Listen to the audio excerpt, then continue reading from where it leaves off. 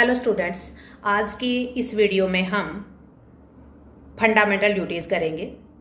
हमने डीपीएसपी कर लिया है, तो डीपीएसपी के इंट्रोडक्टरी पार्ट में मैंने आपको बता दिया था कि fundamental right, DPSP and fundamental duties किस लिए इंसर्ट की गई। अब आते हैं एग्जाम के पॉइंट ऑफ व्यू से हम सीधे कि क्या originally fundamental duties Indian constitution में थी। ओरिजिनली 1950 में कॉमेंसमेंट में आया, उस time fundamental duties Indian constitution में इंसर्ट नहीं की गई थी। ये बाय 42nd अमेंडमेंट 1976 में इंसर्ट की गई। उस टाइम टोटल हमारे पास 10 फंडामेंटल ड्यूटीज थी। 11वीं फंडामेंटल ड्यूटी 86th अमेंडमेंट द्वारा जोड़ दी गई। अच्छा, ये किसके कहने पर आई? The Sardar Savaran Singh Committee has recommended about the introduction of the fundamental duty in the Indian Constitution। तो सरदार सवरण सिंह की कमेटी के रिकमेंडेशन पर आई। अब आती है कि ये कितने नंबर पार्ट में है।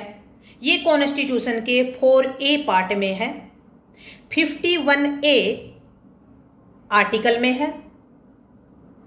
टोटल इसमें 11 फंडामेंटल ड्यूटीज हैं A to K।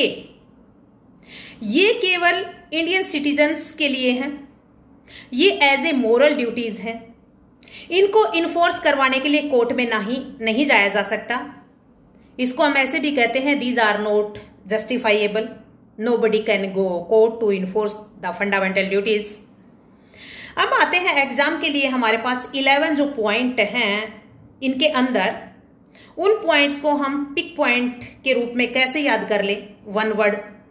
क्योंकि for the preliminary examination we have to learn the 1 point from A, B, C, D, E, F, because full line we cannot learn exact way, but we can remember by one word. So we have to pick one word for the remember. अब now first, यदि A में constitution, B national, C India, D defend, E 5 number पे people और women, दोनों में से किसी में भी याद कर सकते हो। वुमेन में 5 वर्ड्स हैं और 5 ही नंबर पे दिया गया है, तो वुमेन से याद कर सकते हो या फिर पीपल से याद कर सकते हो। 6 में कल्चर की बात की गई है, 7 में इन्वायरमेंट की बात की है, 8 में साइंटिफिक ह्यूमनिज्म की बात की है।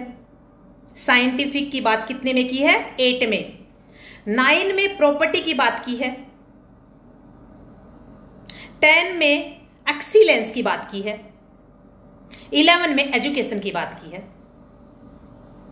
अब ये जो मैंने 11 आपको बता दिए हैं वर्ड्स, प्लीज इनको राइट डाउन करो और इनको याद कर लो कि A में, B में, C में ये है, प्री में क्वेश्चन आ जाता है। उसके बाद हम थोड़ा अंदर जाके देखते हैं कि पहला क्या कहता है। हमें A कहता है कि इंडियन कॉन्स्टिट्यूशन के जितने भी इंस्टीट्यूशंस हैं और उनके हमारा फ्लैग और नेशनल एंथम की रिस्पेक्ट करो। नेशनल सॉन्ग यहां पे नहीं दिया गया है। नेशनल सॉन्ग नहीं दिया गया है, इसको कैसे याद रखोगे? जब भी हम 26 जैन या 15 अगस्त मनाते हैं या वैसे स्कूल में पढ़ते हैं, तो ओनली हमारे पास राष्ट्रीय गान गाया जाता है, गीत नहीं गाया जाता है। तो इसीलिए याद रखो, फ्लैग भी हमेशा आता है साल में कई बार, इवन हर रोज भी हम अपने ऑफिसों में, और नेशनल एंथम भी गाया जाता है। फिर उसके बाद हम सेकंड पे आते हैं, नेशनल। तो नेशनल स्ट्रगल के लिए जिन नोबेल आइडिया ने प्रेरित किया, इंस्पायर किया, उनको याद रखना है। नेशनल स्ट्रगल के लिए जिन नोबेल आइडिया ने प्रेरित किया, उनका सम्मान करना है। उसके बाद हम सी पे आते हैं, तो सी पे क्या बताया था? इंडिया। जब इंडिया की बात आती है तो सोवरेनिटी, इंटीग्रिटी, यूनिटी की बात आती है। तो इंटीग्रिटी, यूनिटी आपने कहीं और भी पढ़ा होगा, सोवरेनिटी पढ़ा होगा, प्रीएम्बल में पढ़ा था। यूनिटी और integrity be by 42nd amendment से इंसर्ट की गई थी प्रीएम्बल में। तो भारत की प्रभुसत्ता, एकता को बनाए रखना।